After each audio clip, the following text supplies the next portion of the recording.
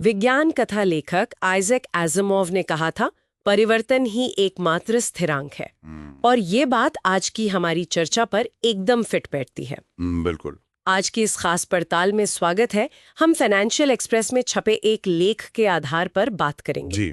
मुद्दा है वैश्विक सॉवरेन क्रेडिट रेटिंग प्रणाली और जो मल्टीलैटरल डेवलपमेंट बैंक्स यानी MDBs हैं, उनमें सुधार की जरूरत पर भारत का क्या नजरिया है। हाँ, ये बहुत जरूरी विषय है आजकल। और देखिए, ये UPSC परीक्षार्थियों के लिए भी अहम हो सकता है, प्रीलिम्स और मेंस दोनों के लिए, और आम लोगों के लिए भी जानकारी तो है ही। सही बात है। हमारा मकसद है कि इस पर एक आलोचनात्मक चर्चा करें। तो शुरू करते हैं बिल्कुल बेसिक से। ये सॉवरेन क्रेडिट रेटिंग होती क्या है आखिर? हाँ, तो समझिए ये एक तरह से किसी देश की फाइनेंशियल सेहत का इंडिपेंडेंट असेसमेंट है। अच्छा। मतलब निवेशकों को ये अंदाजा लगता है कि किसी देश को उधार देने में कितना रिस्क है। पॉलिटिकल रिस्क भी शामिल है इसमें। और इसका मकसद सिर्फ कर्ज लेना ही नहीं होता होगा? नहीं, बिल्कुल नहीं। बाहरी कर्ज बाजार तक पहुंच तो मिलती है, पर FDI यानी प्रत्यक्ष विदेशी निवेश खींचने में भी इसका बड़ा रोल है। और ये रेटिंग्स देता कौन है? कुछ बड़ी एजेंसियां हैं शायद? हाँ, मुख्य तौर पर 3 बड़ी अमेरिकन एजेंसियां हैं, S&P, मूडीज और फिच। इनके अलावा भी हैं, जैसे कनाडा की DBRS, जापान की JCR और चीन की दागोंग। और ये रेटिंग कैसे दी जाती है? कोई स्केल होता है? जी, स्केल होता है। AAA सबसे अच्छा माना जाता है और D मतलब डिफॉल्ट। अच्छा। और इसमें भी AAA से लेकर BBB- या BA3 तक को इन्वेस्टमेंट ग्रेड कहते हैं, यानी निवेश के लायक। हाँ, और इसके नीचे फिर जंक ग्रेड शुरू हो जाता है, मतलब ज्यादा जोखिम वाला। और ये तय कैसे होता है? क्या देखते हैं ये लोग? कई चीजें देखते हैं, जैसे देश की GDP ग्रोथ रेट कैसी है, सरकार का घाटा कितना है, कर्ज कितना है, महंगाई, पॉलिटिकल स्टेबिलिटी, और हाँ, फॉरेक्स रिजर्व यानी विदेशी मुद्रा भंडार। तो अच्छी रेटिंग मतलब सस्ता कर्ज, बिल्कुल। ब्याज कम लगता है, निवेशकों का भरोसा बढ़ता है। और रेटिंग गिरी तो उधार महंगा और पैसा देश से बाहर भी जा सकता है। तो फिर भारत की रेटिंग क्या है अभी?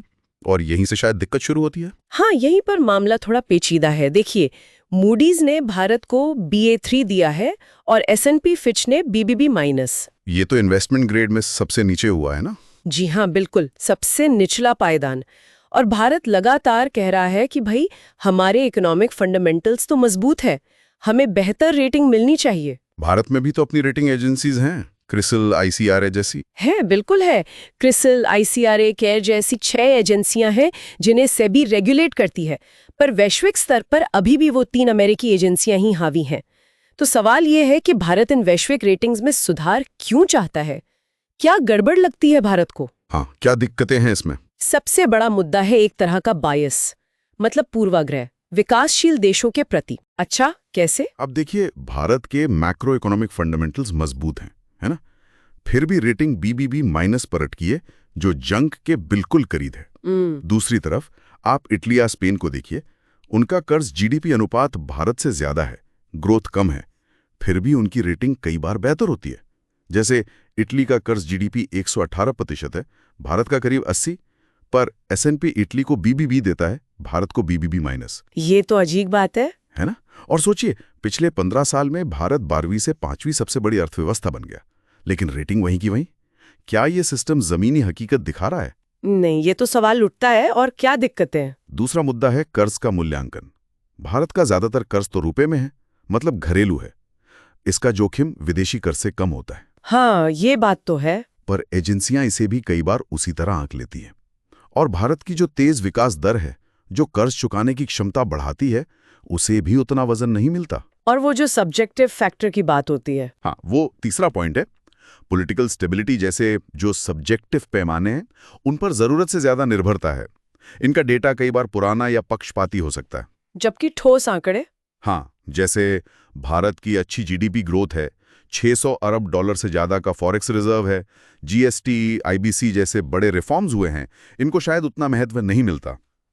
और एक और बड़ी समस्या है प्रो साइक्लिकल डाउनग्रेड। वो क्या होता है? मतलब जब इकोनॉमी पहले से ही मुश्किल में है, जैसे कोविड के टाइम, तब ये रेटिंग घटा देते हैं। अरे, इससे तो और मुश्किल हो जाएगी। बिल्कुल, जब पैसे की सबसे ज्यादा जरूरत है, तभी उधार लेना और महंगा हो जाता है।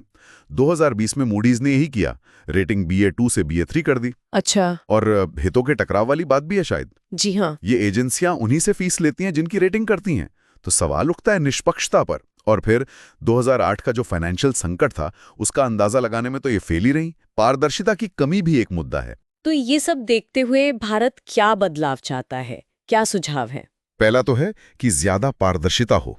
एजेंसियां साफ बताएं कि किस फैक्टर को कितना वेटेज दे रही हैं, जीडीपी, कर्ज, स्थिरता वगैरह, और इसका इंडिपेंडेंट ऑडिट हो। और देश की अपनी खासियतें? हाँ, उनको भी शामिल किया जाए। जैसे भारत का ज्यादातर कर्ज घरेलू है या हमारी डेमोग्राफी है। सब्जेक्टिव चीजों की जगह हार्ड डेटा पर फोकस हो। महंगाई control, forex reserve, digital infra, AI और बिग डेटा का इस्तेमाल हो सकता है, जैसे जीएसटी कलेक्शन, यूपीआई ट्रांजैक्शंस का डेटा। ये तो लॉजिकल लगता है। और क्या? दूसरा, वैकल्पिक क्रेडिट रेटिंग एजेंसियों को बढ़ावा मिले, खासकर ग्लोबल साउथ से। मतलब भारत, ब्रिक्स, G20 देश अपनी एजेंसियां मजबूत करें या नई बनाएं, ताकि ये पश्चिमी दबदबा कम हो। बिल्कुल। भारतीय एजेंसियां जैसे क्रिसिल, ICRA हैं, इनको भी और सशक्त बनाने की जरूरत है। तीसरा, एक ग्लोबल रेगुलेटर हो सकता है, शायद IMF या G20 के तहत, जो इन पर नजर रखें। और कुछ नॉन इकोनॉमिक फैक्टर्स भी।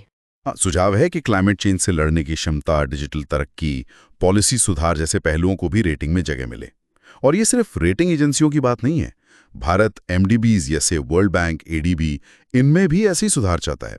अच्छा, MDBs में भी यही पारदर्शिता और निष्पक्षता का मुद्दा है? जी, तो कुल मिलाकर देखें तो भारत का स्टैंड साफ है। मौजूदा जो सिस्टम है, चाहे वो क्रेडिट रेटिंग का हो या MDBs का, वो विकासशील देशों की सही तस्वीर पेश नहीं करता। उनके साथ कहीं ना कहीं भेदभाव होता है। इसलिए भारत एक ज्यादा पारदर्शी, डेटा ड्रिवन और संतुलित व्यवस्था की मांग कर रहा है, जहां सिर्फ पश्चिमी नजरिए का दबदबा ना हो। तो ये थी हमारी आज की चर्चा इन रेटिंग्स और सुधारों पर। काफी कुछ है सोचने को। बिल्कुल। और जाते जाते श्रोताओं के लिए एक सवाल छोड़ जाते हैं। आपको क्या लगता है, वैश्विक वित्तीय सिस्टम में बराबरी लाने के लिए ग्लोबल साउथ को अपनी अलग रेटिंग एजेंसियां बनाने पर जोर देना चाहिए, या जो मौजूदा पश्चिमी एजेंसियां हैं उन्हीं के अंदर सुधार के लिए दबाव डालना ज्यादा प्रैक्टिकल है? अच्छा सवाल है। अगर आपको ये चर्चा अच्छी लगी तो इसे लाइक करें और हमारे चैनल को सब्सक्राइब करना ना भूलें। और हाँ, आपके कोई सवाल या विचार हो तो नीचे कमेंट्स में जरूर लिखें।